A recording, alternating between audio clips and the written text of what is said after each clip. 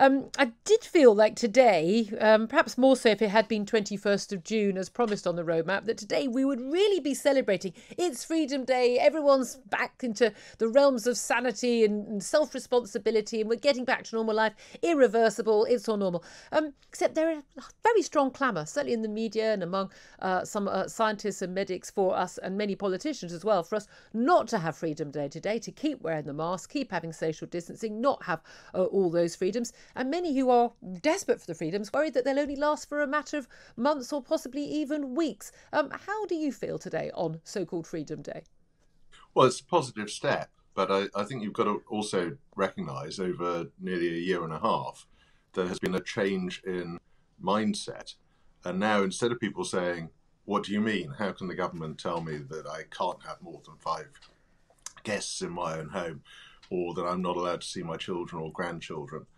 Instead, people, large percentage of the public, are asking the question, well, if they're not telling me what to do, how can I make these decisions? Surely I need this guidance from people on every intimate detail of my life. So, I think a lot of people, because they've been frightened, because they've had a long period when they've not been making decisions for themselves, are now feeling a little bit lost and wanting somebody to guide them with every step. It's going to take a long time. And one of the things I think would be a really good idea, having had 18 months in which the government has given guidance to try to heighten anxiety, to increase levels of compliance with the rules that have been imposed, maybe we ought now to be having that government communications strategy recalibrated to start to reassure people and make people realise that actually things are not as dangerous as they think. Wouldn't it be good if the money was spent that way? But we are in a very bizarre situation where, we've got an awful lot of people saying, as by way of virtue signalling, I'm going to still wear a mask because I care about people. I'm going to still, if you've got COVID, you should absolutely 100% self-isolate, although much harder for some people who on low incomes or precarious work. But we are in this ridiculous situation where we are yet again in a one rule for them, one rule for us.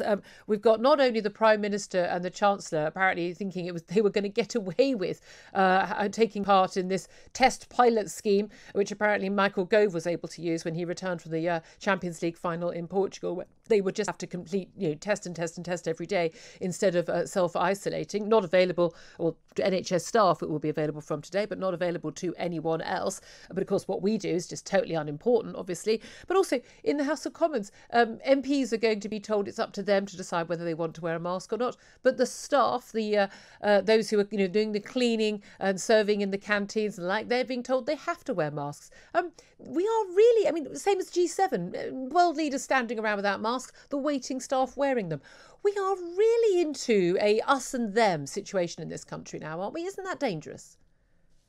Yes, and of course the other distinction there is that at events like the G7, when world leaders were then wanting to be photographed, they would put masks on in order to demonstrate that they were following rules that they didn't have to follow for other occasions when they weren't aware that they were on camera. So I think what we really need to get to is two things. We need people to be making decisions based on actual evidence. And that's where, one of the things about mask wearing is that, of course, the evidence for it is very, very weak. Both the fact that the medics and scientists said right from the start, it is possible there could be some transmission due to droplets when people cough or sneeze, and that wearing a mask would help to stop that. But we moved straight from that to this blanket rule that said you've got to wear masks in various different circumstances. In supermarkets, for instance. Well, I tabled written questions to the government twice now, asking them for the evidence, We can hear you just fine, don't worry. Yeah. Asking for the evidence of what... for whether masks are actually protecting more detailed than that, actually. Sorry, I was being distracted by something. The evidence for the presence of live COVID virus, viable COVID virus, in the air in supermarkets or similar environments. And there is no evidence still. Now, the government is looking for it. It's commissioned researchers to try to find that evidence. It hopes that will report this summer.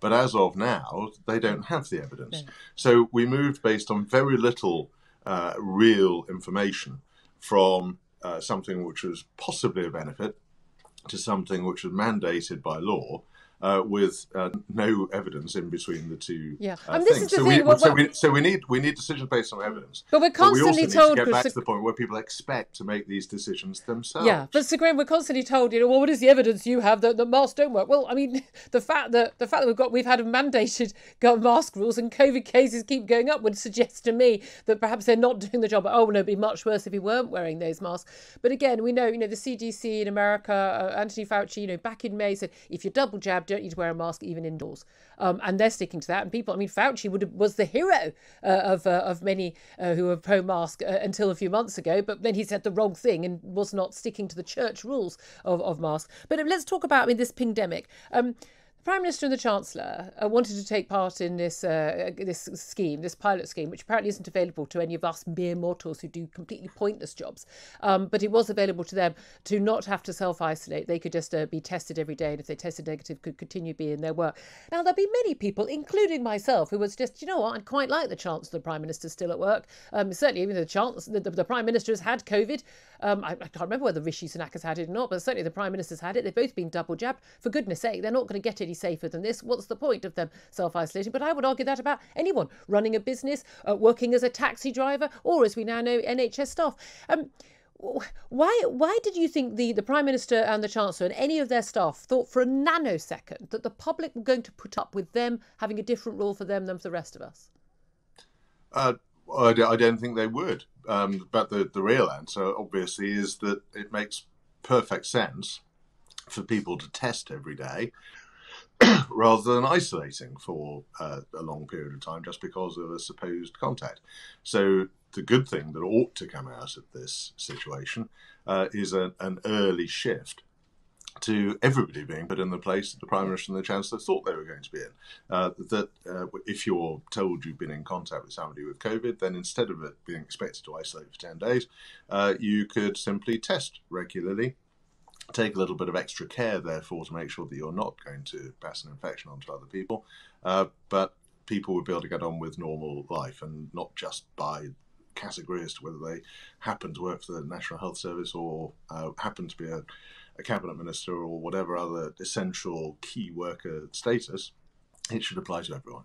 Do you not think this has been fundamentally damaging to the government? The reaction to this, it's not just been Westminster bubble. It may have only taken 2 hours and 38 minutes, one of the quickest U-turns in political history in this country. But this has the hallmarks of, Barnard Castle. This is we make the rules, but they don't apply to us. And, we know, and I've exposed this weeks ago, loads of cabinet ministers confirming it to me, that no one's wearing masks inside Whitehall. No one's obeying these rules. These rules are just for us sheep out here. There are a lot of people who seem to think that everything should we should be wearing masks, hiding behind our sofas for the rest of time. I don't believe those people are in the majority. I think a lot of people say what the pollsters want to hear, and most people are actually desperate to get back to their normal lives. But there's a lot of anger, and even though the Tories are riding high in the polls, a lot of that may be down to the fact that the alternative is worse. Labour would have us still in full lockdown if it was up to them, judging by what they have to say. But there's a real danger that actually people are getting very disillusioned with this one rule for them, one rule for us from this government? Well, the test of it will be how quickly we move to a more rational regime where everybody can behave sensibly, which would include the shift from self-isolation to testing. If you want to get through these things, I think as a government, the positive step is to learn from it and make sure that the whole population can behave in the entirely rational way that was going to be available for this pilot exercise. We're yet to hear whether the pilot that Michael Gove was a part of was a success. I suspect it was. And if it was a success, then let's roll it out for everyone. Indeed. Just finally, will you be wearing a mask from now on? I would generally be inclined not to wear a mask, especially on hot, sunny days like today. It's quite uncomfortable. I accept the idea that if you're in a very confined space, given the only evidence for masks is about droplet transmission, maybe it makes sense. And I also accept that some people will be concerned, frightened. If somebody was discomforted, then maybe I would. But I think we ought to be looking at these things on the basis of genuine judgment about the evidence for or against wearing masks. Okay. Not based on whether we want to virtue signal or not. So Graham Brady, thank you very much indeed for